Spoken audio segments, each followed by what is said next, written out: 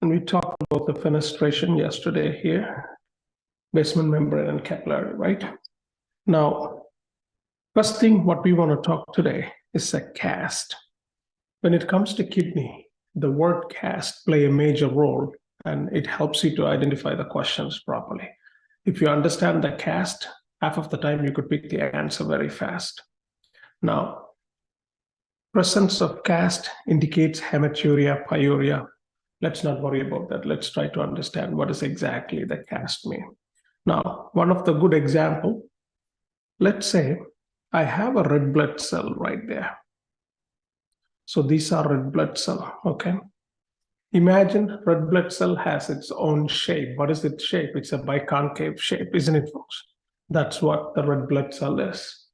Now, for whatever reason, if the red blood cell get pushed into this fenestration, they cannot really go through there because the fenestration is very tinier than the red blood cells. So when the red blood cell is pushed here, they will go and they will come, and the shape will be like this. They are squeezed and smashed. Is that clear, folks? Once that red blood cell is almost killed and smashed, we call this RBC cast. That is your RBC cast. So the minute you see a question and you hear the word RBC cast, you should know it has to be a glomerular pathology, because the cast can only form in the glomerulus. Is everybody clear, folks? Because this is your glomerulus, isn't it? Right? So the minute I see a red blood cell cast, the pathology is in the glomerulus. Okay? Now, hematuria mean blood in the urine. So that doesn't tell anything, folks, okay? It could be cast or it could be just red blood cells. We don't differentiate that. So you have to be careful with that, but it says, see, it's a glomerular or renal tubular origin. But, so that's RBC cast, because at the end, in the urine, you could find two things, red blood cell or RBC cast. You could see both, okay?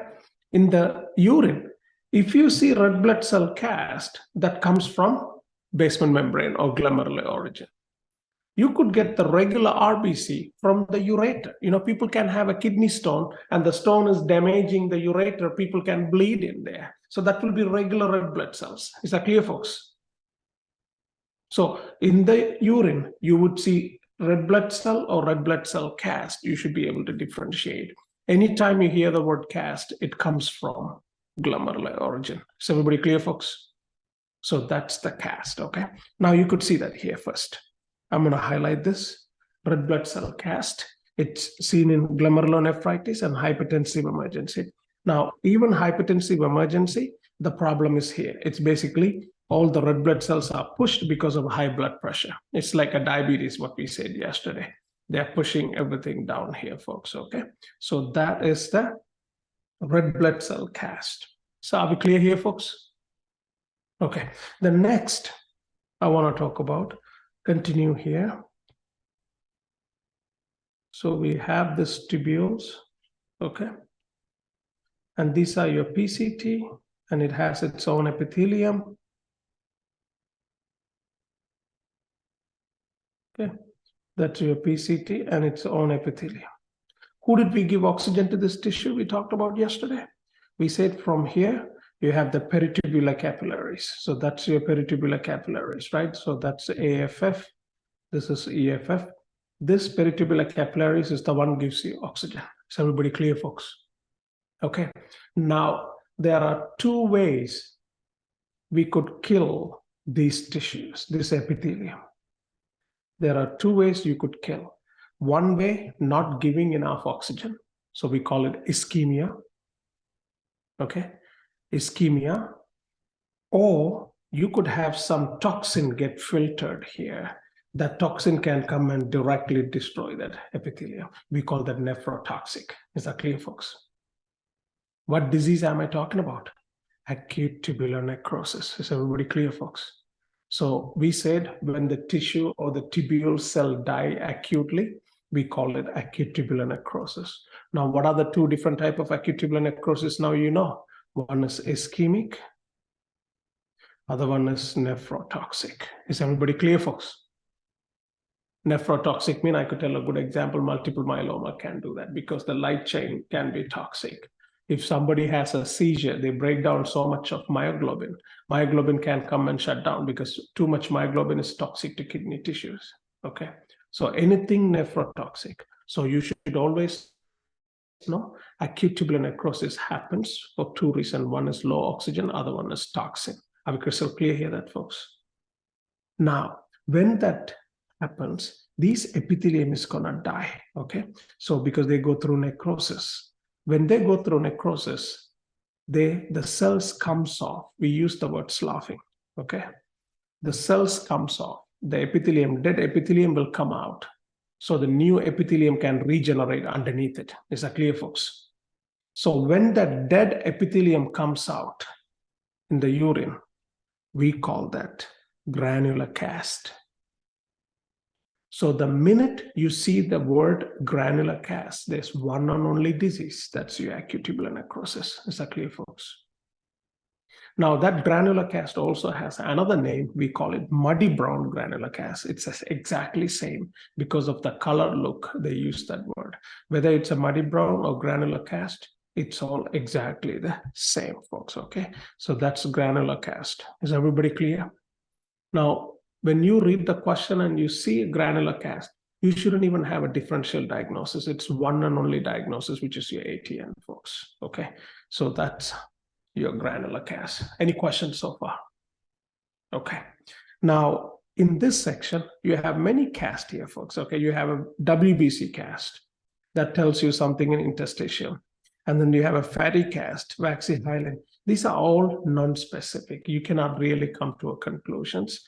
These are the most important two casts that tells you the pathology of glomerular origin or acute tubular necrosis. You could read through it, but these are the two most important, folks. Because when you read fatty cast or hyaline cast, you would never come to a conclusion because these are secondary finding. It can't tell you what exactly happening.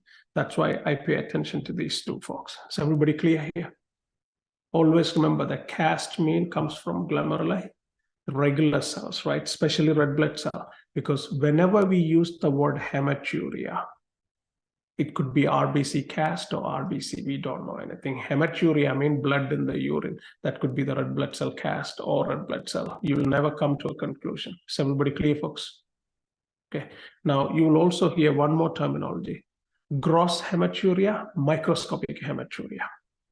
Gross hematuria means when you look at the person's urine with the naked eye, you could tell there's a blood in the urine because of the color. Microscopic hematuria means when you look at the urine, it looks completely normal, but if you take a sample under the microscope, you see the blood cells. That means it's very mild. Is that clear, folks? So that tells you, you never assume by looking at the urine if it looks clear and nothing means, that doesn't mean you don't have a blood in there. It could be microscopic hematuria, folks, okay? So those are the terminologies, okay? Now look at this. Since we were talking about, if the problem is in the bladder or kidney stone, you still have hematuria, but no cast. Does that make sense, folks? Because cast is a glomerular origin. Does that make sense? Because at the end of the day, in the urine, you have red blood cells.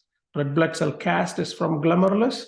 Just the red blood cell mean it's your bladder or kidney stones damaging the mucosa. Is everybody clear, folks? Anybody has any question here? Okay. Let's go for some nomenclature of the kidney. Anytime we use the word focal, that means less than 50% of the kidneys. Whenever I have a question, like whenever they say there are no casts or RBC cast is absent, that means we have to consider it as it should be something related to bladder. It means below the glomerulus. It's either urinary bladder or your ureter. Okay. It can't be some other cast that they're not telling us, right? No. It has to. It cannot be. It has to be below. If the blood is coming through the glomerulus, it has to be a cast. Okay, so it has to be below glomerulus. Okay. Now, focal, less than 50%. So if I tell you focal segmental glomerulosclerosis is an example that tells you that particular disease only involves less than half of the kidney. Does that make sense, folks? Less than 50%. But if you use the word diffuse, it's more than 50% of the glomeruli. So technically, diffuse is more severe than focal. Does that make sense, folks? A good example we can tell in thyroid gland. Graves' disease is a diffuse problem. Entire thyroid gland is hyperfunctioning. Is everybody clear, folks? On the other hand, toxic nodular hyperthyroidism, we have the toxic nodules. Those are focal because only some area of the thyroid gland is hyperfunctioning. Does that make sense, folks? So that's the difference between focal and diffuse. Always remember, focal is much better than diffuse. Diffuse is a big problem because it's more than 50%. Is everybody clear, folks? Okay. Next word. Anytime you see the word of proliferative. Proliferative means the hypercellular glomeruli. What does that mean? Thickening. The cell looks all enlarged, hypertrophied a little bit. That's hypercellular glomeruli. Membranous, anytime a word starts with membranous, that means thickening of glomerular basement membrane. The minute you involve the word membranous, as the word say, it's a glomerular basement membrane involved. So those are the four main names. It helps a little bit when you read the wordings. Then you have two diseases, folks, okay? Some people get kidney disease as a primary disease. That means the disease itself originates in the kidney. That's where everything starts. So we call that primary glomerular disease. Sometimes we have secondary glomerular disease. That means the disease starts somewhere else, but it goes and involves the kidney after that. It's a secondary. A very good example, you have two examples here. Look at the diabetic problem. Diabetic starts somewhere else, but then eventually it goes and involves kidney, eye, everything, isn't it, folks? So when diabetes involves the kidney, we call it, it's a secondary kidney disease because it's the diabetes is the one that involving. Kidney doesn't have their own problem. Is everybody clear, folks? Same thing with the SLA, right? That's a connective tissue problem. It's a connective tissue problem, comes and involve the kidney. So we could tell kidney has a primary disease or secondary. It's just a terminology to use. So these are nomenclatures, folks. Is everybody clear? Okay, now we are learning all these things so we could understand these two bad boys here, nephritic and nephrotic. Okay, now that's a big topic for today. If you get through nephritic and nephrotic, renal is pretty much done, folks. Okay, now some of you have a different understanding. Nephritic and nephrotic, which one is worse? Nephritic? How many people say nephritic is worse? How many people say nephrotic is worse? Okay, so we're going to figure it out today, which one is which, okay? Now, actually, nephritic is worse, not nephrotic. And I'm going to try to convince you guys. Let's see if I can get you guys convinced today, okay? So let's not look at here. Let's go back. I'm going to have to draw a diagram.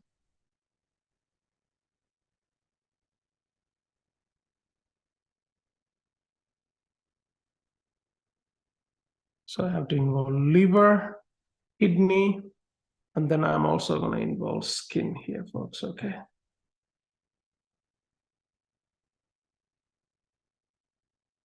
And this is your skin, okay?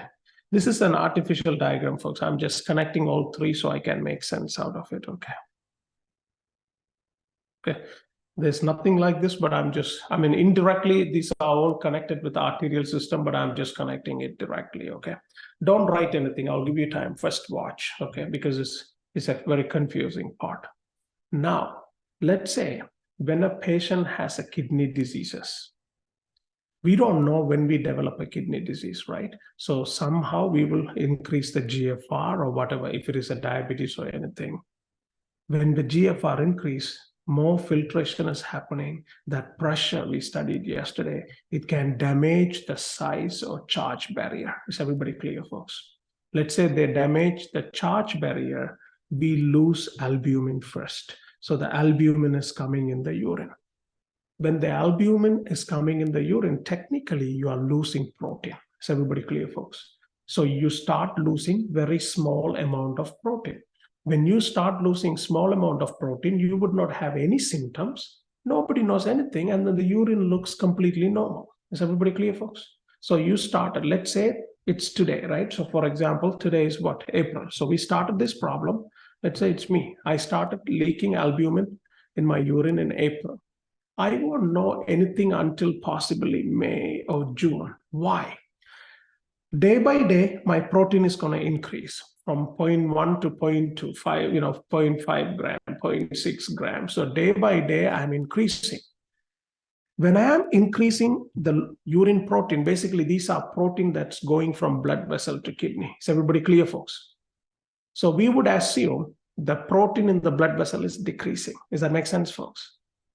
But what happens, your liver is going to compensate by producing more protein. So as the kidney is losing protein, your liver is producing more. So the blood vessel proteins are still maintaining the same amount. Is everybody clear, folks? I repeat this.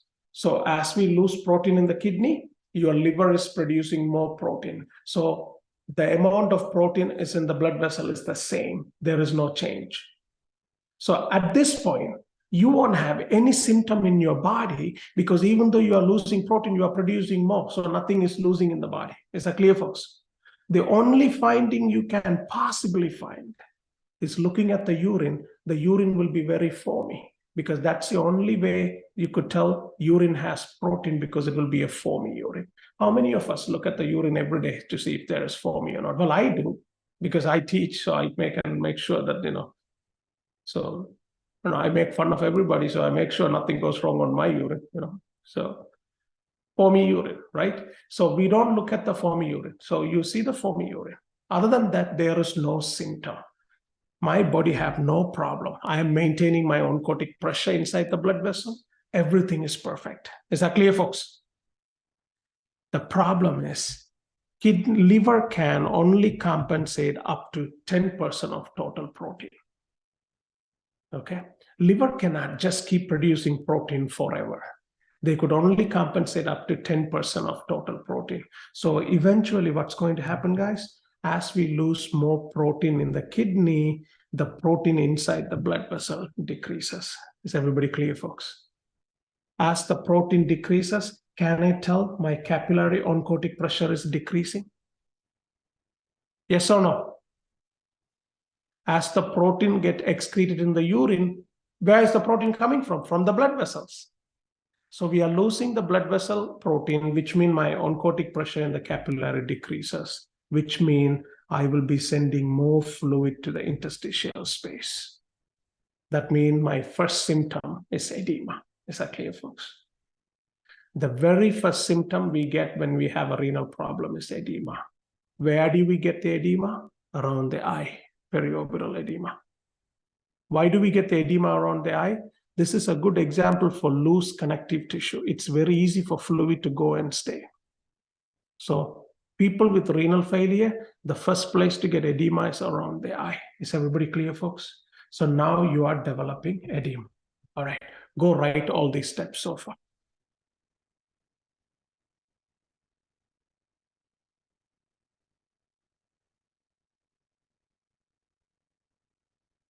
Dr. Lingham, could you explain that? So we lose protein in the kidney, the liver produces more to compensate, foamy urine, and the liver can only compensate up to 10%. So now liver is not producing any more. So the protein in the blood vessel decreases, which decreases oncotic pressure. So we are making edema.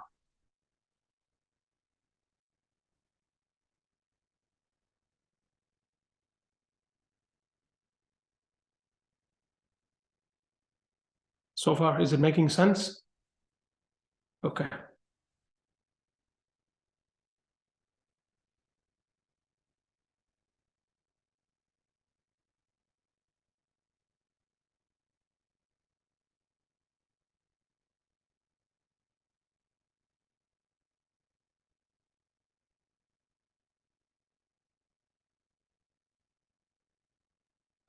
Based on edema, how do you know if it's nephritic or nephrotic? Like, how do you know if it's mild or? We don't know. Because still we don't know we are in nephrotic or nephrotic. It's just edema. It's the beginning.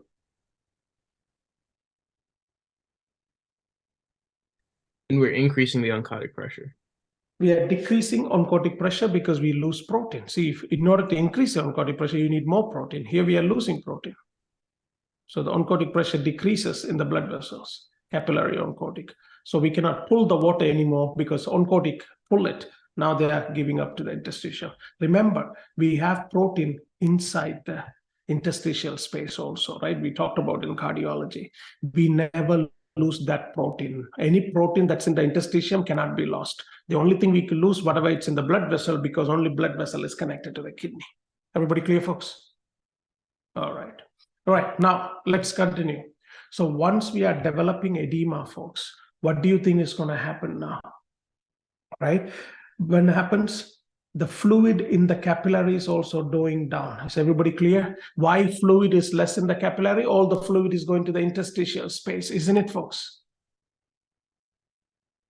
Technically, this blood has to come back here, okay, as a venous system, because more fluid is going inside that interstitial space, less fluid, hypoperfusion to the kidney. Hypoperfusion to the kidney will stimulate renin system. Agree, folks? You have no choice than agreeing because we studied every step, sis. Okay, so when hypoperfusion happens, renin system is going to be activated.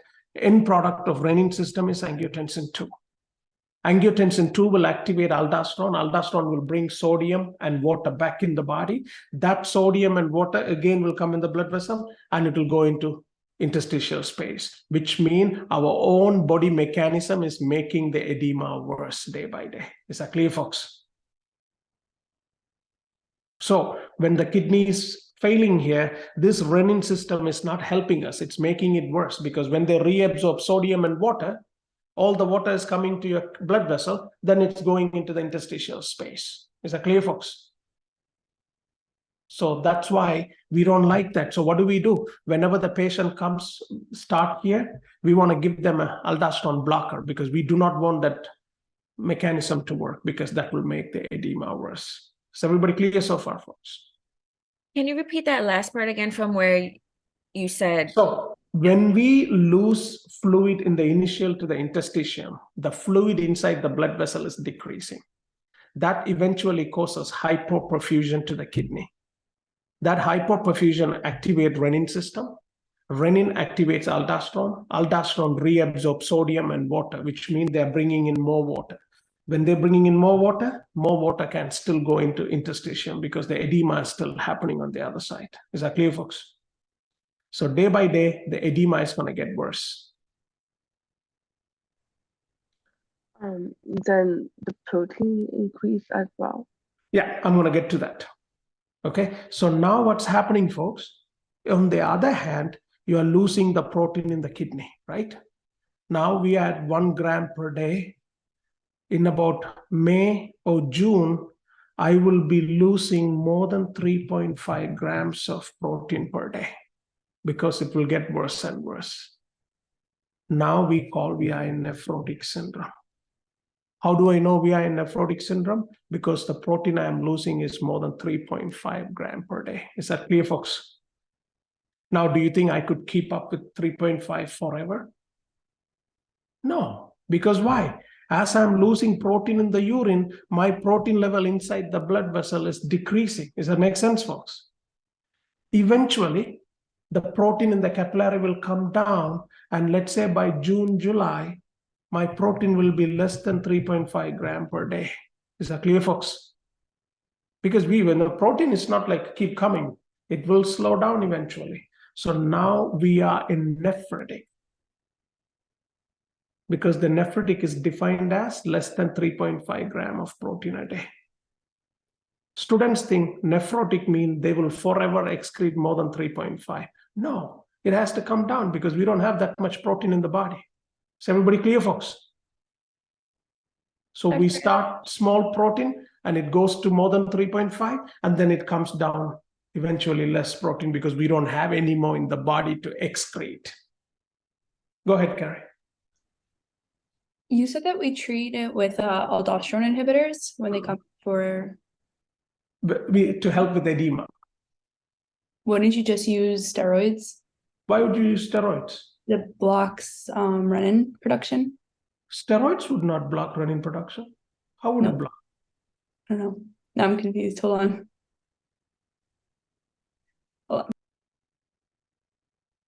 Okay, so only aldosterone inhibitors, you can, mineralocorticoid blockers can do that, folks. Okay, now here nephrotic has become nephritic. Are you guys following me here, folks? Okay, so initially I started leaking a little bit of protein. The protein increased. It crossed 2 gram, 3 gram, 3.5 gram, 4 gram, 5 gram. It can even go to 6 gram. But then as we reduce, because now the protein is decreasing, it has to come down again less than 3.5, 2 gram, because your blood vessels don't have enough protein. Remember, liver can only compensate up to 10%. After that, liver won't also help. So the protein in the blood vessel has to come to an end. Is that clear, folks? So that's how nephrotic becomes nephritic. Does that make sense, folks? By the time you are in nephritic, your protein is so low, you will have such a severe edema everywhere. And more symptom is going to happen, folks. We're going to talk about it, but I'm trying to get the first part. Are we following here so far? So that's why we call nephrotic is much better than nephritic, because it's the beginning step. And when we go to nephritic, it's going to get even worse. Now let's see the symptoms. Let's take a look at nephrotic first, okay? It's because, look at that, the book gives you the false information. They talk about nephritic first and then they put nephrotic after that. So they think that's the worst one, so careful. In nephrotic, podocyte damage, impaired charge barrier, so you are losing protein. Other than protein, are we losing anything else here? No, okay. Massive proteinuria, more than 3.5 grams a day, with edema, hypoalbuminemia. You should know that all these things. We are losing, all the steps here, folks, okay? Proteurine with fatty cast. People comes with hypocoagulable state due to antithrombin 3 is losing in the urine. Why? When I say your kidney is losing all the protein, it's not just albumin and globulin. Your immunoglobulin is a protein, your antithrombin is a protein. Anything to do with protein will lose. Is that clear, folks? So when antithrombin is losing, our body is making clot. We are increase of risk for infection is because we are losing all the immunoglobulins. Anything to do with protein will lose. Is that clear, folks? Okay, and that's the symptom. So if you see nephrotic only losing protein, that gives all these things. Are we clear, folks? Now, day by day, your total protein will reduce because we don't have any more protein in the blood vessel. We call it less than 3.5 gram, which is your nephritic syndrome. Is that clear, folks? Now we are at nephritic syndrome. Okay, now look at the symptom for nephritic syndrome. Glomerular inflammation, glomerular basement membrane damage, loss of RBC in the urine. So we have RBC cast. Okay, we have RBC cast. You tell me, did nephrotic syndrome had inflammation? Did we have RBC cast in nephrotic syndrome? Which one has severe symptoms here? Nephritic. So you guys agree nephritic is way severe than nephrotic? In nephrotic, all we did was losing protein, nothing else. Here, inflammation, membrane damage, RBC cast, it's a massive problem here. Is that clear, folks? Doctor, can you explain some more about the podocytes? Yesterday, we talked about like the heparan sulfate and then the fenestrations, but now I mentioned yesterday there's a podocyte epitheliums on the bottom. The only things you have to remember, when the podocyte fuse, more protein will leak. Okay, so the podocyte should not fuse. If they fused, it's bad. Put it in that way. I'll show you on the picture where we have here. Now look at this. That's a podocyte here. yeah. In podocyte, you see, they are fusing. They should not fuse. When they fuse, there's more space that makes more protein to leak. So fusing of podocytes is not normal. It's bad. Okay. So that's a very non-specific finding, but all the nephrotic syndrome will have that podocyte fusion. Oh, okay, because I was confused because it's saying that it leads to charge barrier, and I was like, how does that work? No, it's just a fusion of podocyte. All the nephrotic syndrome will have that. Okay, thank you. So that's nephrotic versus nephrotic. Any questions we have so far? So we start with nephrotic and see the edema, folks. We start with edema. Edema gets worse day by day. Okay, so that's the idea. Now, there are people who can get nephrotic syndrome and then go to nephrotic, or there are people, their body straight, they go to nephrotic, which means we didn't know when they were in nephrotic. They were doing, it's the individual different body. They were leaking protein. They probably didn't have edema. Remember, these are theory. Patients do not present 100% exactly how the theory shows. Okay, so they could come with nephrotic to nephrotic, or they could straight away go to nephrotic. When they go straight to nephrotic, it tells you their body progress so fast. Is that clear, folks? All right. So now we're going to talk about each individual has their own diseases. Yes. Doctor, could you explain again, how would we get impaired charge barrier for nephrotic syndrome? Impaired, because remember, nephrotic, you are losing. The minute podocyte is damaged, your basement membrane is affected. The minute you affect the basement membrane, you lose the charge. Got you. Thank you.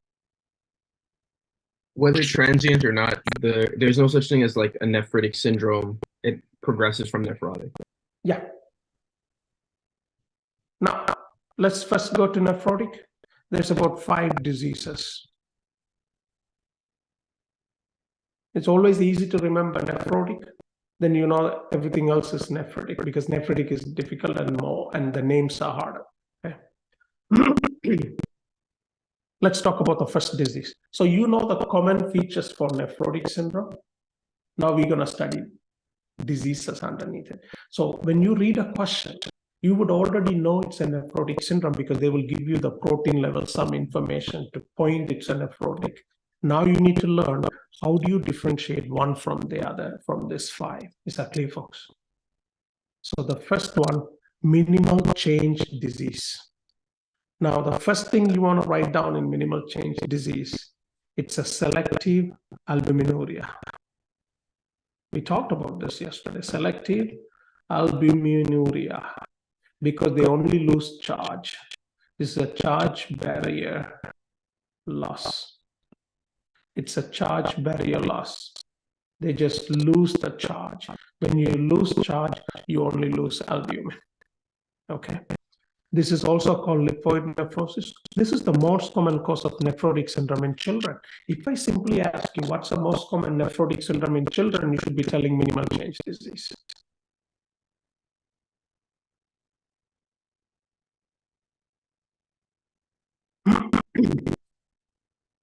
That's your most common cause, okay?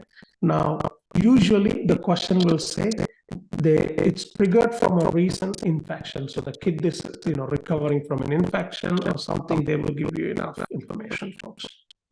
Disease has excellent response to steroid. Give them steroid, helps them. It reduces it, okay? Now look at the light microscopy, it's normal.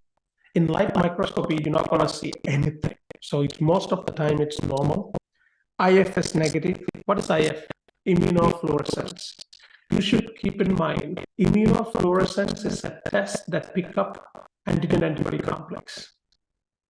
It's a test that picks up antigen-antibody complex, which means there is no antigen-antibody complex here because it's a pure protein loss. Is that clear, folks? So it's always negative, okay? Immunofluorescence is negative. Electron microscope. Highlight that. Effacement of podocyte food process. What does that mean? It's a fancy word for fusion. All the podocytes are fusing together. Now, that's not just specific to this. Look at this. Every disease of nephrotic syndrome would have the effacement of podocytes. So that's a common finding for all the nephrotic syndrome. Is that clear, folks? It's common for all the nephrotic syndrome. Okay. So that's minimal change. You cannot miss the question in minimal change because it's very selective albuminuria. And so that's the area. Okay. Now, next, focal segmental glomerulosclerosis. What does focal mean? Less than 50% of the kidney, isn't it, folks? Okay. Now, most of the time, MDME and the exam, they always bring immunocompromised patients. They will say whether the patient has HIV or some AIDS or heroin or something to do with immunocompromise. Okay.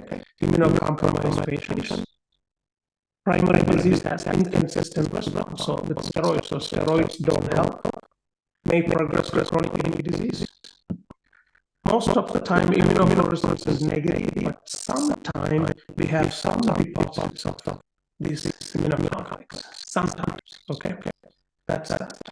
Everything else is the same. So the hint is 50% or less, plus immunocompromised patient, nephrotic syndrome. So that is your focal segmental glomerulonephrosis. Okay. Now, third one, membranous nephropathy. When we talked about membranous, what did we say? The word membranous, basement membrane removal, isn't it, folks? That's the basement membrane removal. The minute I say membranous nephropathy,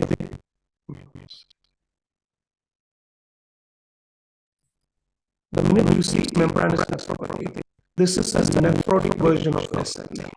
Okay. That's a nephrotic version of SLE. Now, I'm just going to write here. SLE, the most common cause of death for SLE is kidney failure. SLE people die of kidney problems. That's how their life ends. Now, they will get nephrotic or nephrotic. This is nephrotic, this is nephrotic. So everybody clear for yourselves. So they could get either of them. So if they were to get nephrotic, that should be membranous nephropathy. Is that clear for folks? That's membranous nephropathy. It's also called membranous glomerulonephritis. We will see that because after this it has to progress to nephrotic. After nephrotic, it has to go into nephrotic. Okay. Now, like I said, that's the only thing you should be remembering. Nothing else. Okay. They have diffuse capillary and glomerular basement membrane thickening. It has to be thickened. That's why we call it membranous nephropathy. Membranous means it goes basement membrane. Okay. Because SLE, it's a bridge between nephrotic and nephrotic, you might have some immunocompromised disposition. And we use this buzzword, electron microscope, spike and dome appearance. The way they deposit, it's like a spike and dome. Okay. So if you hear the word spike and dome appearance, you could kind of think it's a membranous nephropathy. So everybody clear? Okay. So that's membranous nephropathy. Next, amyloidosis. Now, when we talk about amyloidosis in the first place, what we define? When a non-functional protein goes and deposits random organs, we call it amyloidosis. As we talked about primary amyloidosis, secondary amyloidosis, these things.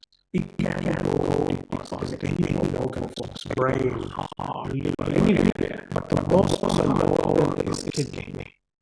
Kidney is the most common organ where they go to deposit. Okay. It's associated with chronic conditions and amyloid deposition. Only need to know how we stain amyloidosis. Count stain that shows after green by vaginal amyloidosis. That's all you need to know. So that's amyloidosis. So far we talked about neurological disease where we lose only alpha-mediated loss of negative charge. Second, focus on segmental glomerulonephrosis. Less than 20% immunocompromised people.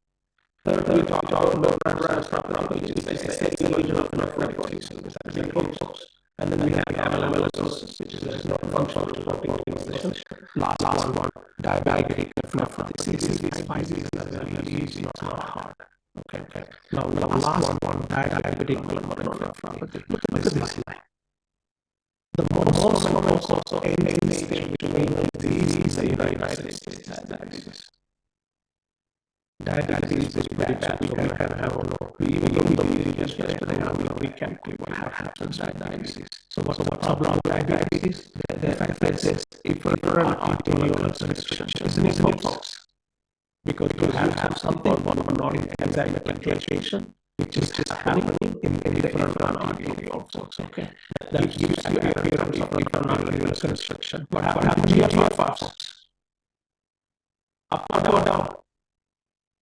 GFR should be up. Okay. GFR should be up.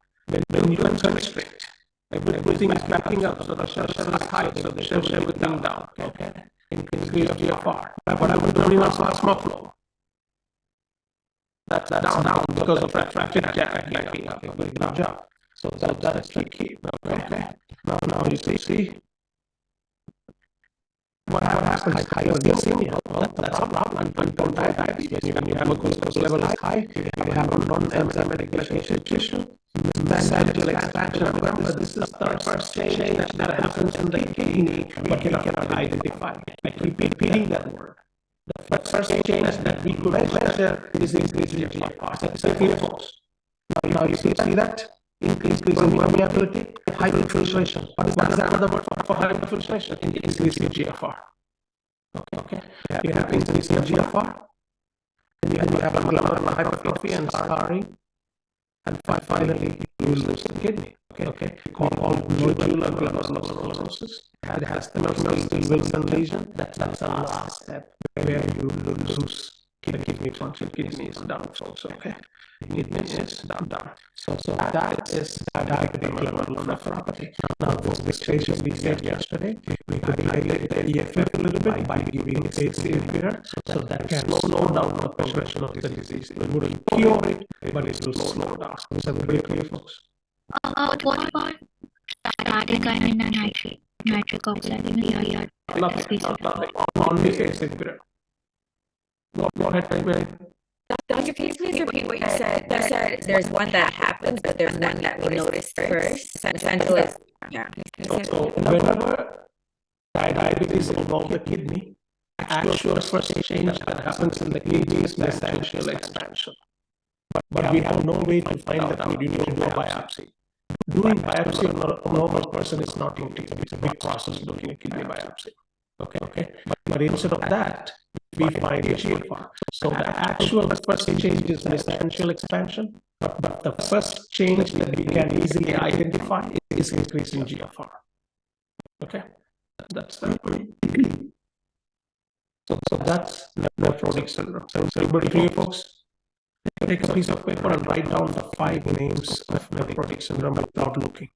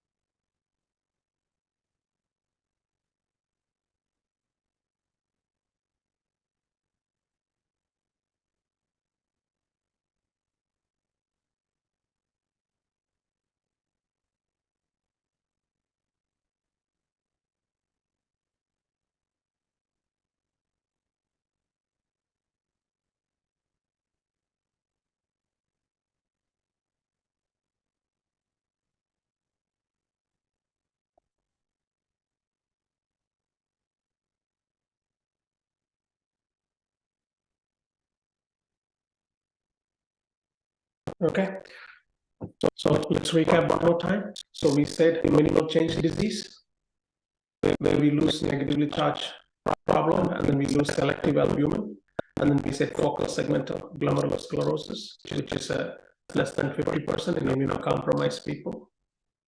Third, membranous nephropathy, that's a nephrotic version of SLE, both amyloidosis, Congo red stain, and then fifth is diabetic nephropathy. Is that clear, folks? You will appreciate this. Knowing these 5 names is much better than remembering the next 7 names. We're going to talk about it now. Okay. Now, if you see here, so we are getting into nephritic syndrome. Okay. Now, when we talk about nephritic syndrome, first disease, 100% one question in your exam. We call this post-infectious glomerulonephritis. Now they have a different name, infection-associated glomerulonephritis, which makes perfect sense. Okay, it's the same thing, post-infectious glomerulonephritis. Okay. We kind of talk about this in immunology. What did we say in immunology for this? You form antigen antibody complex in the blood vessel, and then you go deposit in the kidney. And when the complement comes and attack, they don't only attack the complex, but they also attack the kidney because this antigen antibody is being deposited in the kidney. Is that clear, folks? So that's a disease here. If you see, it's a type 3 hypersensitivity reaction. Okay. That's a type 3 antigen antibody complex deposit in the organ, and then the complement comes and attack. Now, associated with hypocomplementemia, underline that, this is important. It says low complement in the blood. Why low complement in the blood? All the complement is in the tissue. Is that clear, folks? You should also write it down, and I hope they mentioned somewhere. Let's see here. Even though here you should know, all the C3 is deposited in the kidney. I mean, technically not deposited, C3 is converted now to get the MAC. Does that make sense, folks? How do you activate complement? C3 has to become C5b, right? All right. So that's why. But all the complements are left in the blood vessel to go to the kidney, so you have low complement level in the blood. One of the famous questions, they ask you which of the following is decreased in the blood. The answer is C3. Okay. Children, most commonly caused by group A strep, seen 2 to 4 weeks after pharyngeal or skin infection. Let's talk about this. If I have a throat infection today, it will take it will take at least a month for me to get this post-streptococcal glomerulonephritis. It won't happen in 2-3 days. Is everybody clear, folks? It cannot be 2-3 days, minimum 2 to 4 weeks, okay? That's important. Most of the time it resolves spontaneously, but some people get the complication, okay? Now you could see in addition, adults, in addition to the infection, they can also cause staphylococcus seen during infection, okay? That's something we're not going to worry too much. Look at the glomerulus. Glomeruli is enlarged and hypercellular. Immunofluorescence are fully involved because this is an antigen antibody complex, folks. You could see all of them are being deposited there. Okay, all of them are being deposited there. Nobody misses this question. You will get it. They will say cola colored urine or dark color urine.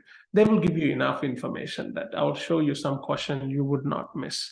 That's post-streptococcal glomerulonephritis. Are we clear, folks?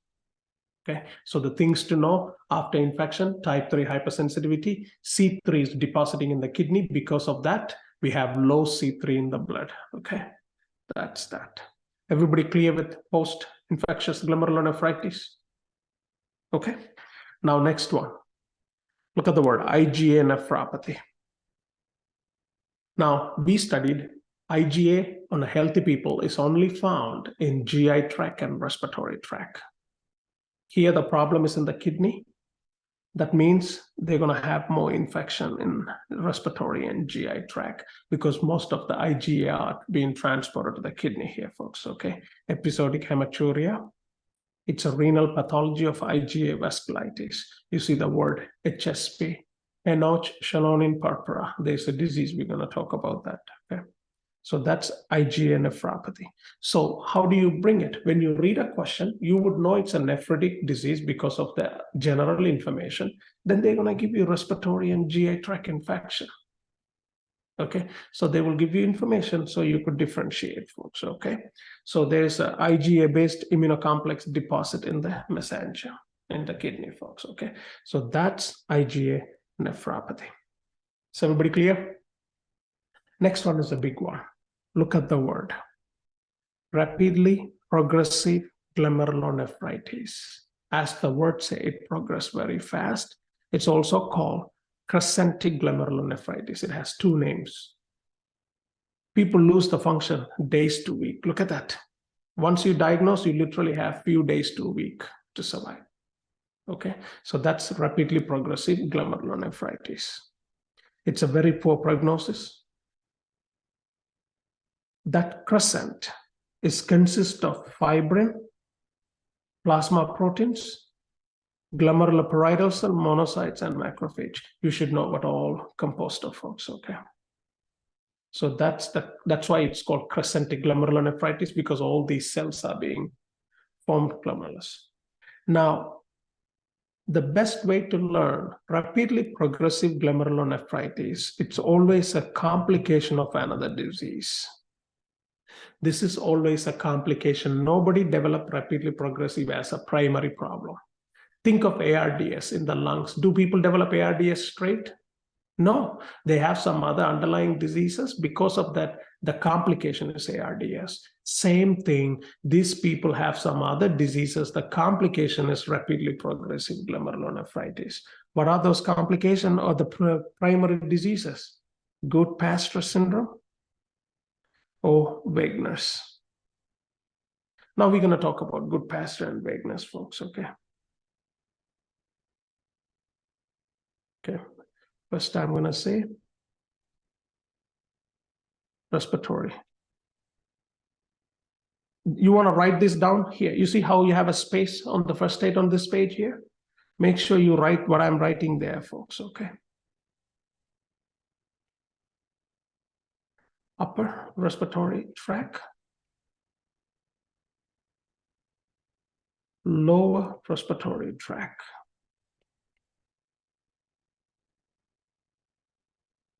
And then kidney. Yeah.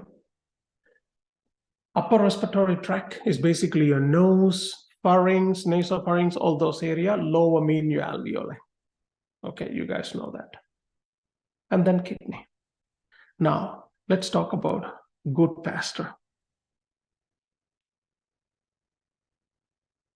Goodpasture syndrome is basically an antibody against basement membrane. Okay, so that's a basic. You are creating antibody against basement membrane, so type 2 hypersensitivity. Is that clear, folks? Okay. Goodpasture affect lower respiratory tract and kidney. Is everybody clear, folks? They affects the lower respiratory tract and kidney. So what will be the symptom? The kidney is going to give you hematuria. Lungs is going to give you hemoptysis.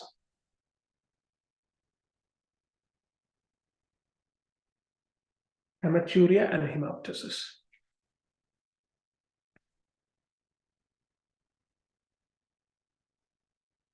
All clear?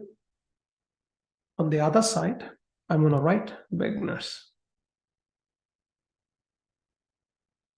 When you see Wegener's granulomatosis, the way you want to learn, it also affects lower respiratory tract, which gives you hemoptysis. It also affects, it also affects kidney, that gives you hematuria. On top of that, it also affects upper respiratory tract. That is very important. So hematuria and hemoptysis is a common finding for Wegener and Goodpasture, does not differentiate. The only differentiating factor is upper respiratory tract. Is that clear, folks? So when you read a question, you need to pay attention if there is an upper respiratory tract involved or not. If they are, that's Wegener's. If they are not, that Goodpasture. Is everybody clear? Yeah, that's important. This is how you differentiate those two diseases. Now,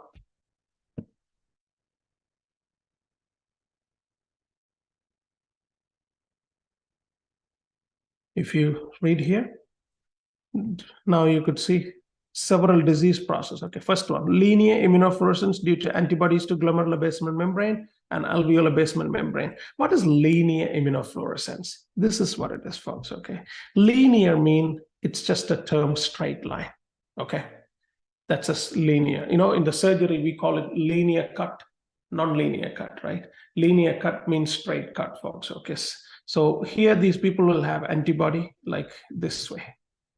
That's your basement membrane, and you have antibody against the basement membrane, okay? That's your Goodpasture. There's an antibody against it that gives you hematuria and hemoptysis, type 2 hypersensitivity. Is everybody clear, folks? See, they don't explain lower respiratory tract and kidney, how to differentiate. That's why I added, so you don't miss that. On the other hand, you have a granulomatosis with polyangiitis. That's your Wegener's, okay? They also have something called P-ANCA and C-ANCA. You should know what is P-ANCA and C-ANCA. These are antibodies against neutrophil substances, folks, okay? Those are antibody against neutrophils. That's P-ANCA and C-ANCA, folks, okay? See, MPO. What does MPO stand for? Myeloperoxidase. Myeloperoxidase is only found in the neutrophil, folks, okay? That's associated with it. So if you know this and my drawing, you cannot miss the disease. So when you read a question, always they will give you one symptom involving the upper respiratory or not. If they involve the upper respiratory, you know it's Wegener. If it's not, then it's Goodpasture. Is everybody clear, folks?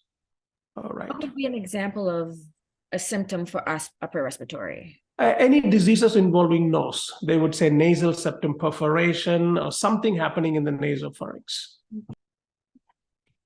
Okay, that's rapidly progressive glomerulonephritis. Is everybody clear, folks? Next, diffuse proliferative glomerulonephritis. Look at the word. What did we say diffuse mean? More than 50%.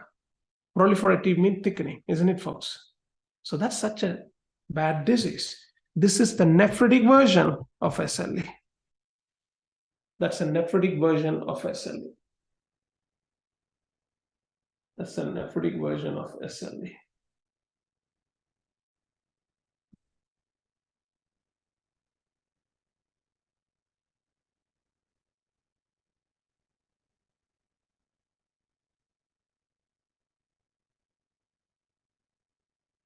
Nephritic version.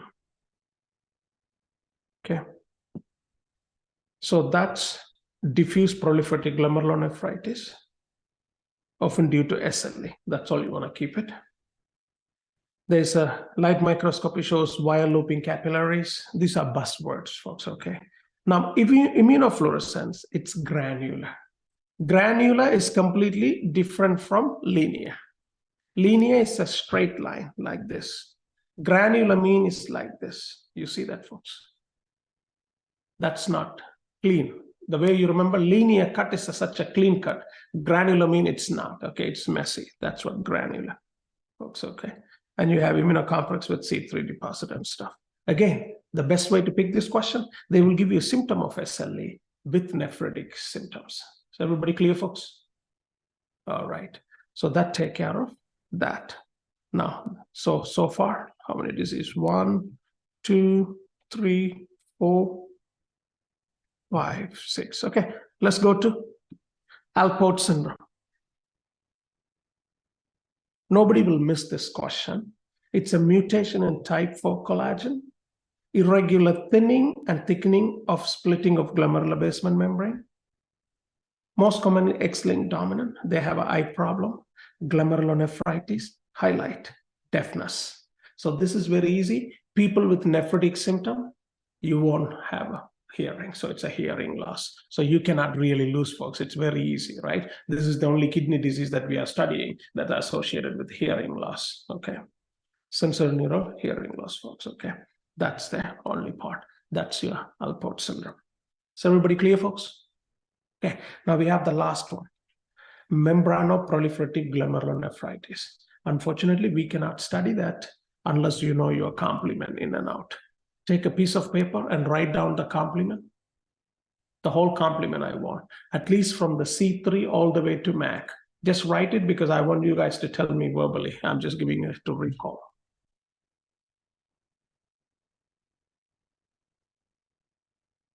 So practice quickly. Don't look at the book. You should be writing without looking.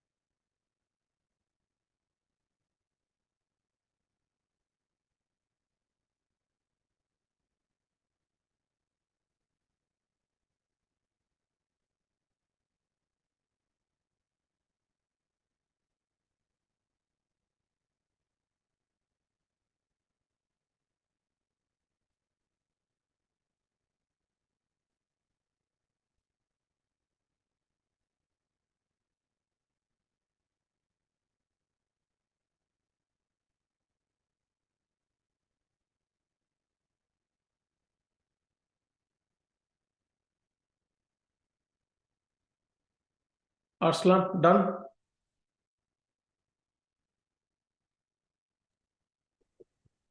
All right, why don't you start the complement from C3? So it goes from C3 to it branches off into C5A to C3A, and it goes to C. It goes to C5, No, C4, C4. no. When you break a C3, you get two product. That should be C3A and C3B. Okay, C3A and C3B. Who breaks it down? Mallory, you want to try? Okay, so you start with C3 and then you break it down to C3B with C3 convertase. C3B and A. Make sure you mention both names, A and B. Okay. And B is active, A is non-active. Right. So then C3B breaks down C5 convertase. It doesn't break down. C3B activates C5 convertase. Like, right. Activates C5 convertase, which is used to break down C5 into C5A and C5B, which joins with C6 through 9 or C6 and 9 to create MAC. So who joins with C6 to C9? C5A or C5B? C5B. Okay, got it. Once you make MAC, then what happens? You kill the organism. Okay, very good. One more person. Wayne, go for it. Start over the whole thing. Yeah. So it depends on the pathway, but if we just go with C3B, you go from C3, you have C3, C3A, C3B. C3B is the important one that's used in convertase to convert C5 into C5A and C5B. C5B then is used in combination with C6 to C9 to make the MAC complex, which I don't know, is that the one that makes the pores to then kill? So who breaks the C5 to C5A and C5B? C3B. You sure?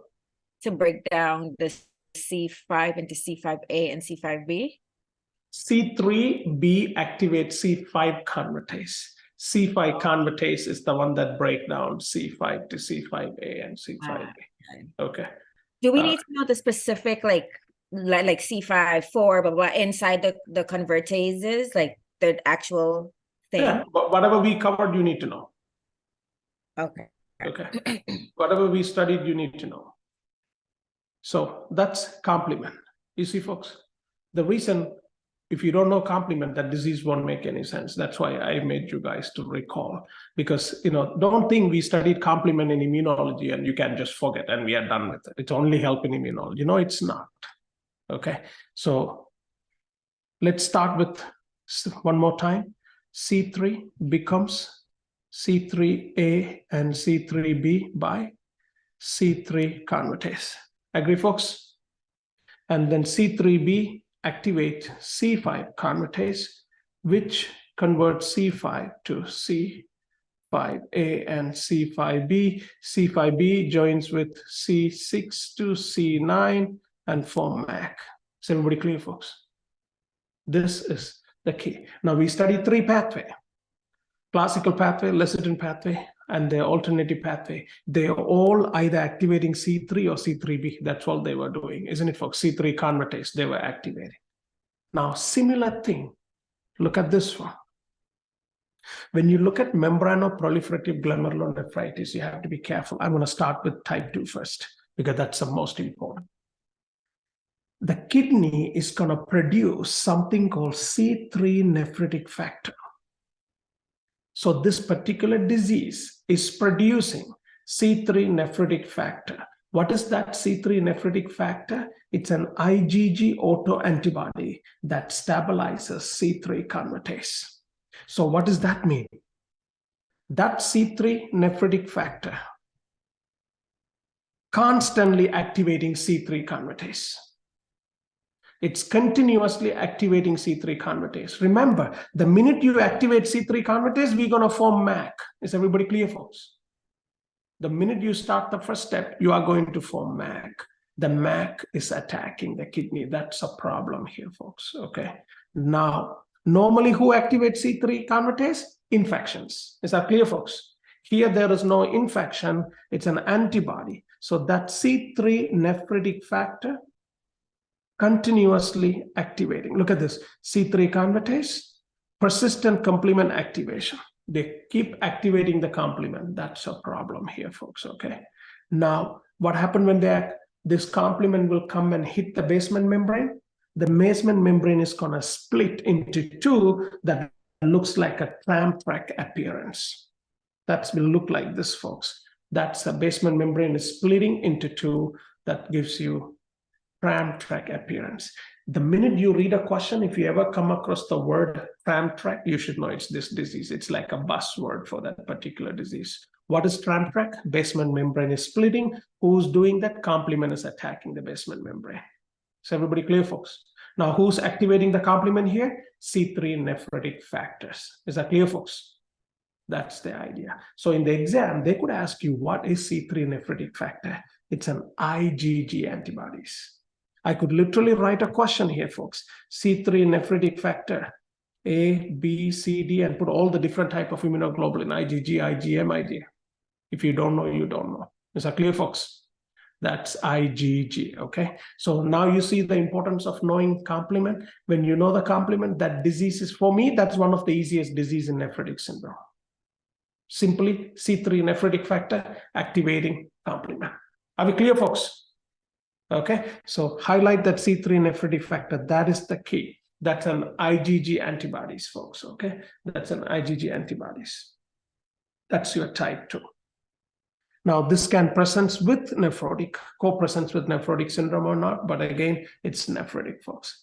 Type 1 is very low, is always hepatitis B or C infections. Nothing to even talk about it. If you ask a question in this, it should be in the exam, is type 2. Is everybody clear, folks? That is your membranoproliferative glomerulonephritis, okay? So if you recap the names, we start with post-streptococcal glomerulonephritis. We said that after about 2 to 4 weeks from the infection, it hits the kidney, low C3 in the blood. Clear, folks? Okay. Then we said IgA nephropathy, where you have respiratory and GI infections. Rapidly progressive glomerulonephritis, it's a complication of either Goodpasture or vagus, and you know how to differentiate Goodpasture from vagus, okay? Then we have diffuse proliferative glomerulonephritis. It is the nephritic version of SLE. Then Alport syndrome with the kidney nephritic problem, you also have hearing loss. And the last one, membranoproliferative glomerulonephritis, is where the C3 nephritic factor comes and continuously activate the complement. Is that clear, folks? Now you see, the names are more difficult than the nephrotic syndrome, isn't it? See, that's why I remember nephrotic syndrome than everything else is nephritic. Is everybody clear, folks? All right. Doesn't type 2 happen because of type 1? Because it's both an infection? Which one? Or membranous proliferative glomerulonephritis. Doesn't type 2 happen just because you have like the type 1, it's both like caused by infection-wise? No, it's not like that. So the type 1 may be secondary to hepatitis, right? If you have a hepatitis, remember, virus usually don't activate complements. Only gram-negative organisms activate complements. That's why. It's an associated finding. People who has hepatitis tend to have this one also. Yeah. Okay. All right. While you guys review nephrotic, I'll pull up questions.